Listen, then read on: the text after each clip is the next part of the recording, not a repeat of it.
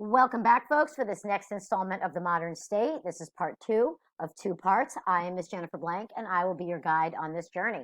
So, picking up from where we left off in the last video, we were talking about how things were changing in American society, and one of the things that changed was this development of a new national culture. So, what America used to be based off of was all of these things, and now it became based off all of these things. So that fundamentally altered the way Americans interacted with each other, the way they interacted with the larger economy, the decisions they made in both professional and personal, and it fundamentally altered the trajectory of the nation. Now, a lot of this doesn't sound so much different from now, to be perfectly honest. Like, we do value leisure. We consume like crazy. We're looking for amusement, right?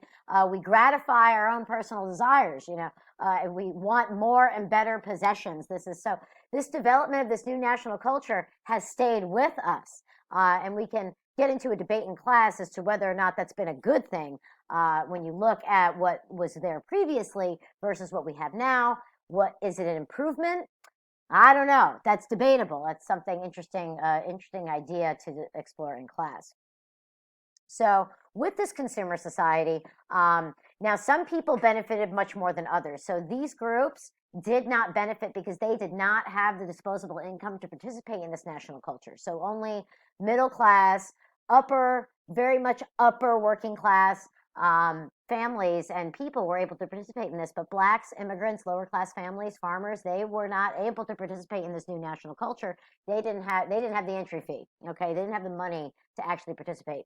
Automobiles were becoming a very, very big deal. Movies and mass culture were becoming a very, very big deal. We saw that play out in World War I with propaganda that was disseminated through movies and through mass media. Okay, so that's an important change. All right, so we have this consumer society that we're engaging in. And again, not everybody was able to participate. As I said before, I put this here again because I want to reiterate that this was not for everyone. This was only for the upper classes, the upper working class, the middle classes. The lower classes, blacks, immigrants, farmers, they were left out of this. Okay, they were left out of this, and we need to remember that. You have the development of the advertising industry.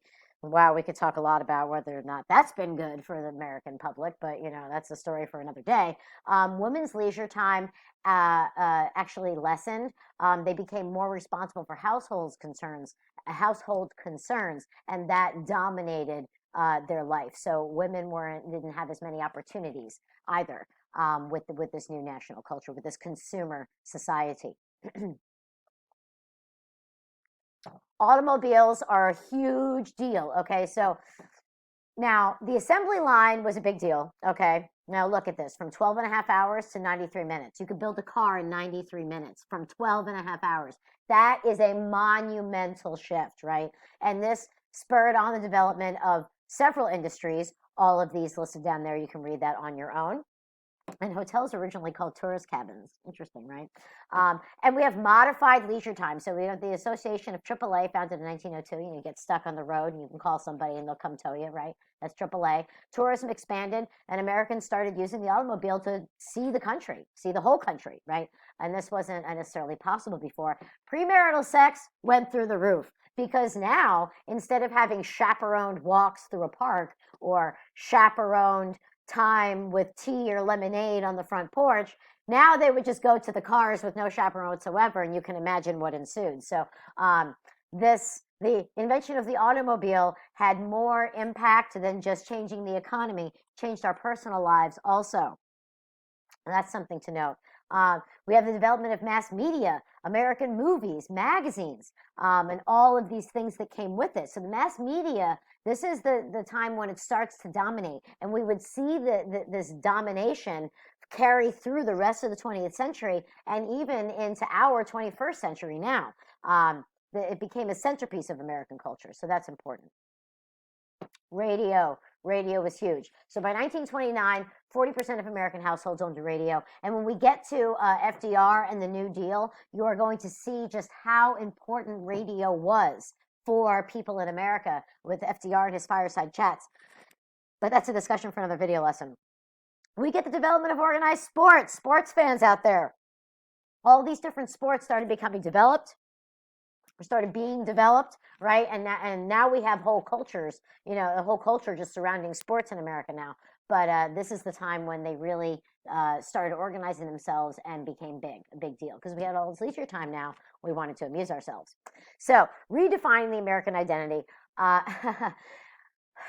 some of the stuff that you pull from the 1920s could be happening in the 2020s in terms of the language around immigration. You have massive nativism, rise in nativism, massive, massive rise. What is nativism? We should know what that is, but basically, you don't like foreign people, okay? You only want native-born Americans, only native-born or real Americans, and immigrants have no place. So there was this massive rise of anti-immigrant sentiment in the U.S. So in the 1840s and 50s, it was against the Irish and Germans, the Chinese and Japanese for the 1880s and 1890s, and then the 1910s and 1920s, it was against Eastern and Southern Europeans and also Jews, okay? And this would prove to be problematic as we move into World War II. We begin legislating morality. Okay, lesson. I don't care whether you're on the right or the left. If you try to legislate morality, it is going to cause problems and it's going to backfire. Whatever version of morality you try to legislate, it's going to backfire. You're going to create all kinds of problems. It's against the Constitution, never mind. But you can't legislate morality. You can't legislate the way people think and feel. You can legislate anti-discrimination laws, and there are things you can do, but you can't legislate the way people think and feel. It doesn't work. But that doesn't stop people from trying every time, does it? We're going through this now, okay, in American culture. We're having this issue. We have a rise of nativism. We're trying to legislate morality on both the left and the right. We have some intellectual cross currents that are happening. So mainstream Americans, we're all excited. We won the war, economic prosperity, yay. But the intellectuals of society were vehemently anti-war. They were nonconformists, and you had racial pride in minority groups. So you have these vastly different, even though we're moving towards a mass culture where Americans are experiencing the same things at the same time, there's still a lot of gaps. There's still a big divide between various groups, right? And you have the culture wars and the election of 1928. It was very polarized, and there were splits in parties that were due to cultural issues. Gee, does that sound familiar? But I digress. This isn't a politics class, this is a history class. So during election of 1928, you had very strong contrast. Democrats were controlled by the northern urban wing. Republicans ran on prosperity of the past 8 years, right? You have Alfred E. Smith, who was a Tammany Hall veteran, state legislature, four-term governor of New York, and then you had Herbert Hoover, who was Secretary of Commerce, and largely he did a good job as Secretary of Commerce. He was good at administration. Not so good as president, but we'll get to that. He had a lot of strong support from the business community, so that's really helped him. That's what really helped him win, and he did win. The Democrats would not win. The Republicans took that. Herbert Hoover was elected. Pardon me. Okay, sorry about that. So onset of the Great Depression. So it really officially starts in 1929 and goes until about 1932, 33. This was, well, it goes longer than that. Let's be honest. It goes longer than that, but the prime, worst years were these years. Okay, so causes. Well, there was a boom and bust cycle. We had a boom and it was a bubble, and the boom was too big, and then we busted and it was bad. So this boom and bust cycle that triggered the Great Depression started in 1927. There were lots of weaknesses in the economy, which I'm going to talk about in a minute, and there were international factors as well. Like I said, the U.S. had its fingers in all these little pies, different pies, right? And so when we went into the Great Depression, we took the rest of the world with us. Hoover's response was two-pronged. It was massively ineffective and did absolutely nothing and made everything worse. And everybody was very upset, which is why he lost in the next election. So volunteerism was one, and then a cut in taxes was the other. Those were the primary. He created the Reconstruction Finance Corporation, but that didn't do much because it had no teeth. Had no teeth, right? Volunteerism was this idea that companies should maintain employment and wages to help the economy, but the corporations weren't caring about that. They were caring about their own bottom line, so they did not maintain employment and wages. They cut both, which was a disaster. Highest unemployment we ever had was during the Great Depression, 25% at one point. Bad. You had rising discontent because of this.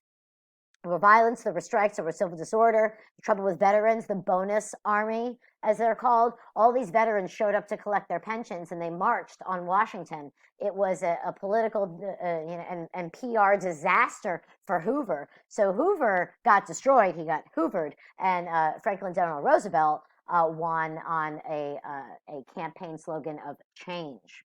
So let's get into a little bit more details about this boom and bust business cycle, okay? So you see this line that's up here, right? So this is how you want the economy to be. You have some ups, you have some peaks, you have some troughs, you have some ups, you have some downs, but it's not extreme. When you get to the Great Depression, this is where things get really freaky. Like this is not what you want your heartbeat to look like, right? It's very, very bad. With the high peak, you're going to get the very low. So like I said, it began in 27. There were 5 straight years of faster spending than earning. So we've got an economy built on credit that can't support itself. You have a cash and credit shortage. So spending and building slows down. And that's what ultimately tanks the economy. You have rise in inventories, which results in a cut in production, promotions, and then you have the introduction of layoffs. People get laid off, they can't spend. This reduces another cut in spending, which further cuts in production and promotions, more layoffs. So you see the cycle of awfulness that is triggered by this cash and credit shortage, okay? There were several weaknesses in the economy. Farmers were 1/4 of the nation's workers, but they had very low buying power. So even though there were so many of them, they weren't able to drive the economy the way that we needed them to. And railroads and coal lost out to the auto industry. So people who were transitioning from industries, this was a major problem. Somebody who worked on the railroads and in coal, those skills don't necessarily translate to working in a factory in the auto industry. So you had this massive increase in unemployment, and this drove the lack of spending, which drove the cuts in production, promotions, and layoffs. So it was like this vicious cycle that just kept happening. You also have a massively unequal distribution of wealth. Now, I'm not talking about socialism here. There are some people who are socialists, and they're like, we need to redistribute wealth equally. The government should take the wealth and then give it out. I'm not necessarily saying we should do that. But when you have 5% of your population that has 30% of the wealth, and 50% of the population that only has 20% of the wealth, you can basically bank on the fact that your economy is going to crash at some point because that is not sustainable. To have wealth concentrated, that amount concentrated in so few hands is not, there's no foundation for the economy to fully grow that way when you remove the buying power of your average citizen. So there were also international factors. We had reduction in foreign investments. We engaged in tariffs.